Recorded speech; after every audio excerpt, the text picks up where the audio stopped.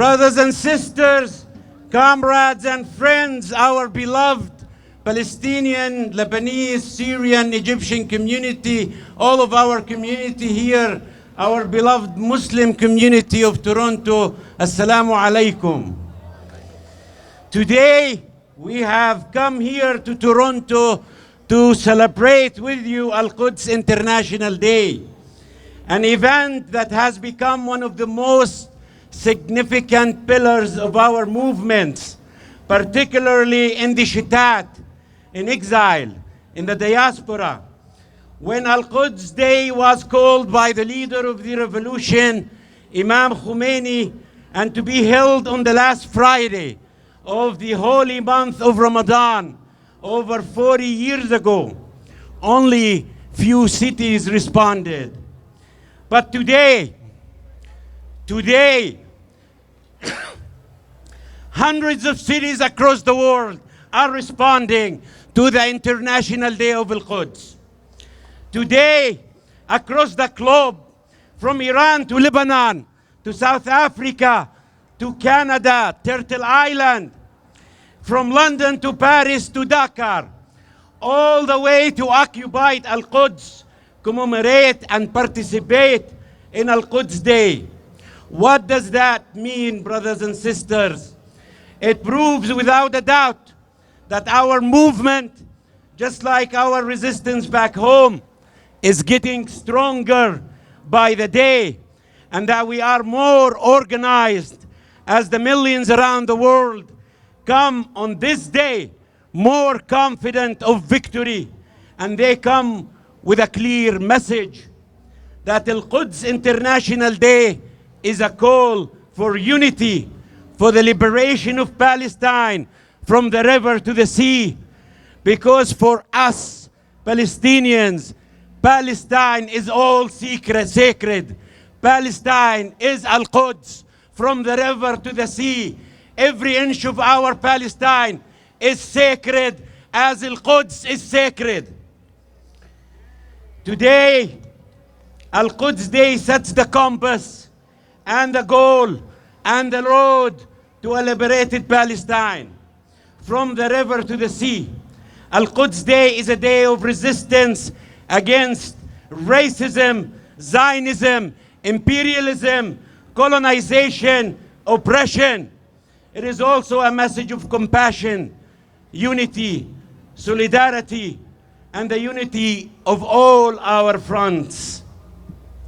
Brothers and sisters, the Zionist regime carries out its daily crimes against our people in Palestine, attacking worshippers in Al-Aqsa Mosque, besieging our beloved Gaza, maintaining a system of colonization and oppression against our people in the West Bank, Al-Quds, and it continued its occupation of our beloved Syrian Golan Heights and Shab'a farms. And as Israel continued its daily crimes, Mr. Trudeau, the Prime Minister of Canada, hides in his fancy office in Ottawa. The Prime Minister of Canada has no respect for our feelings or the rights of our community here in Canada. He does not respect Canadians. He ignores the atrocities that are happening daily in Palestine. He ignores Israel killing of Canadian citizens in Gaza.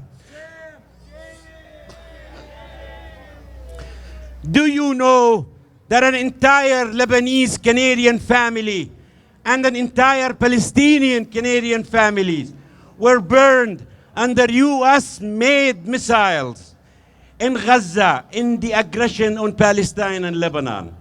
And what does Canada do? It swallows its tongue, remains silent, while continuing the armed trade with the Israeli regime. Racist and Zionist attacks happens here in Canada, in Halifax, where Palestinian kids are being told not to wear their kufiyas. We have heard nothing from the so-called multicultural regime of Ottawa. And while the brave Canadian Palestinian kids are fighting back for their rights and identity, The Prime Minister is hiding. The idiot and his ministers could learn one or two things from our brave kids in Halifax. So how do we respond, brothers and sisters, to this injustice?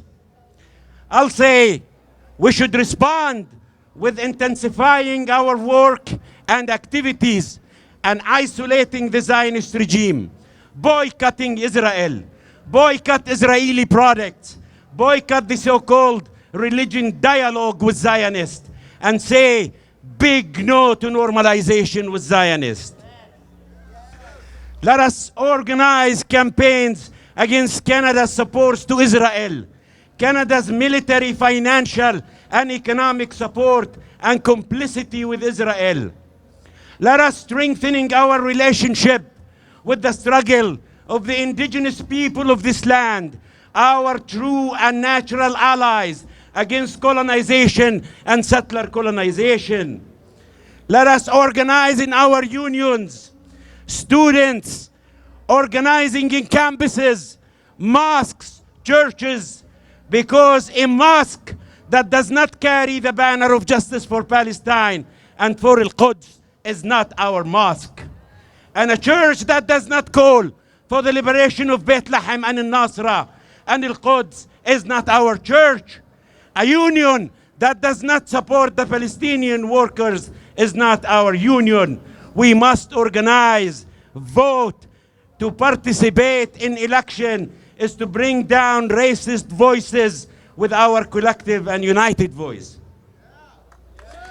Finally, this demonstration, the demonstrations that are taking place all over the world for Palestine, especially in North America, in Europe, in Latin America, are an integral part of the camp of resistance. You are the international popular incubator of our heroic and brave resistance in Lebanon and in Palestine. We will not be silent. We will be vocal, and we will say things the way they are. We are here to declare our full and unconditional support for the strategy that has been declared by the forces of the resistance under the banner of unity of the front. So wake up, Canada, and stand for justice. Don't support occupation and colonization, not on this land and not in Palestine. Wake up, Canada. The world is changing. The East is rising. Imperialism will fall and collapse, and another world is possible. A world based on justice, equality, compassion, and freedom. Long live Palestine. Al-Quds will be liberated and will remain the united, eternal capital of Palestine. The Zionist regime will crumble and be defeated. Palestine will be free from the river to the sea. Assalamu alaikum.